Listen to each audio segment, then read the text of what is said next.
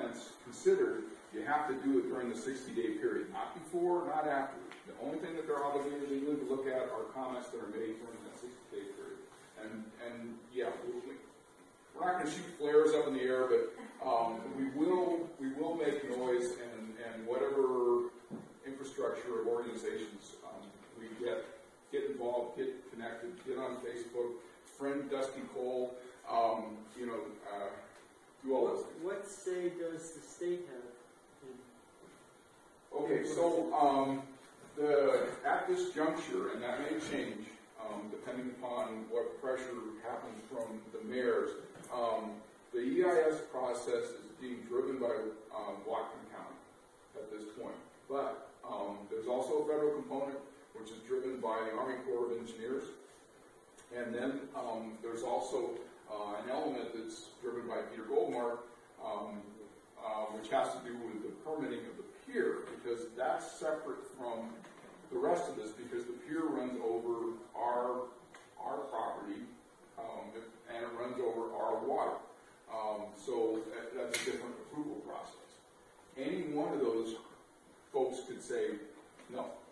And I mean, if I were to guess at this point, I would say it's Goldmark and the pier, because the minute you switch from potash and wheat to coal, and you switch to these levels, that's when the whole issue of the herring population, which is at 5% of its historic level, becomes important, because this pier is going to be right over the top of a population that should be endangered, but it wasn't listed, right over the spawning ground.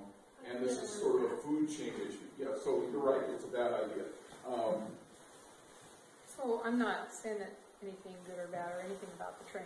Isn't there ways to make the train safe, not just safer, but safe? You know, like the cigarette filter in the smokestack, and the lid on top of the coal as it goes down the road, and out there to the terminal. There's ways to put that ship in something that you're containing all the stuff that's falling off of it. Put it in a building, in a tank if you have to, or that's just an example, but something to contain everything that you've done. They use it in other industries. Right, I've never seen it done for either of those things. Because that doesn't mean that it can't happen. You know, well, and if they want to do it, that's what they have to do. Make rules. Well, you're right. I worked at the fiberglass place, and we used to not wear respirators, and we used to have just open ventilation system to the outside air.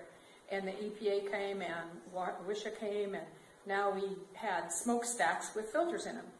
And we had circulating air that went up through that smokestack, and so no styrene emissions. You could walk by that building, and you could never tell if there was any styrene going on inside that building. So, and there was the people who didn't have to wear respirators because the air was purified enough or cleaned enough through that filter that it didn't count anymore. I don't know how to say it, but it was clean. It was cleaned up, and they had to do it, or they couldn't build boats there. So if they can't regulate China though, the burning of the coal and sending the mercury over here. Well, they can have their black air. I know, it's coming here too. I understand that, but why not? If they want to buy coal from us, they fix it. What's interesting about this is you're going through a process that we went through and everybody goes through when they look at this project. Is can't all this stuff be mitigated?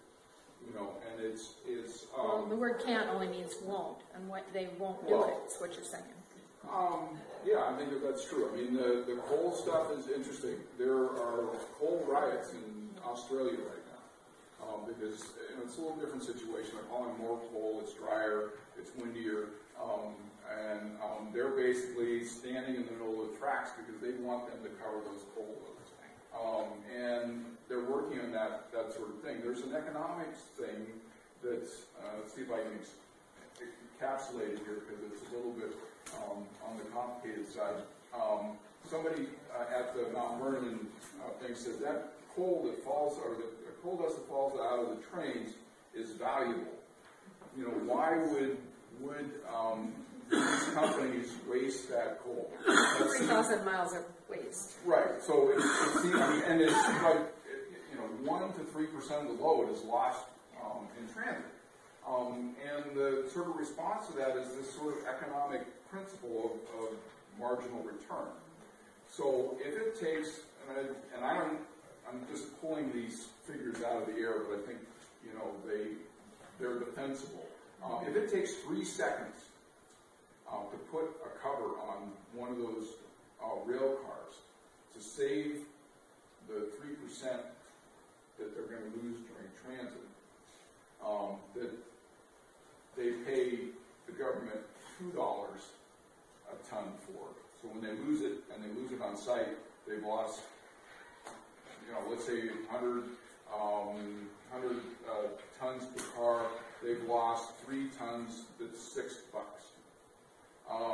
They lose the opportunity to load because they're loading at about 9,000 tons an hour. They lose the opportunity to load 7.5 tons that they'll get $100 for if they can get it to China. So it's like we blow off the $2 coal because we lose, you know, more. And it's not that when they're buying this coal for less than you buy a ton of dirt. I don't know what topsoil is selling for, what, $35 a ton or something like that at this point. They're buying this at $2 a ton. Our federal government in their infinite wisdom figured that's the price for it and sent it for it. So there are a lot of these economic things that argue against that thing. They don't want to put covers on there because this is all about moving a maximum amount of materials during the shortest period of time. And Burlington Northern is very powerful, very influential in Congress, and the likelihood of us being able to change where the EPA is on this at that point. The caveat I will throw in there is on diesel particulates. Natural Resource Defense Council is currently suing Burlington Northern, and the grounds of the suit is that they're releasing these diesel particulates and basically making a toxic discharge when the trains are stopped and idle. We'll see how that goes, but I think it's an interesting thing because any company doing what they're doing on a stationary thing, the fact that they're moving, absolves them from coverage. But when they sit and they idle those cars in train yards, they basically become a stationary source. But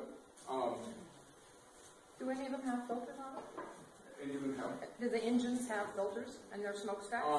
They feel that the Tier 4 EPA requirements at this point are about as good as they can get. It was tough to get those where they are at this point. But 8 months ago, I was, and I hear you. I mean, you're going through exactly the same process all of us have gone through in the mitigation. And then to the point back here is that you can't mitigate 100 million metric tons of greenhouse gas, and then mercury. We have the coastal Indian tribes weigh in on this yet, because the federal agencies all have a trust responsibility with the tribes, and I can't imagine, for example, the Lummies sitting still while the coal dust goes into Bellingham Bay, and I think that's a way of bringing in some major needs to the federal agencies. They have yet to express an opinion on this, but at the same time, I will say that they've been under contract for about somewhere around $100,000 a year from SSA to do some tests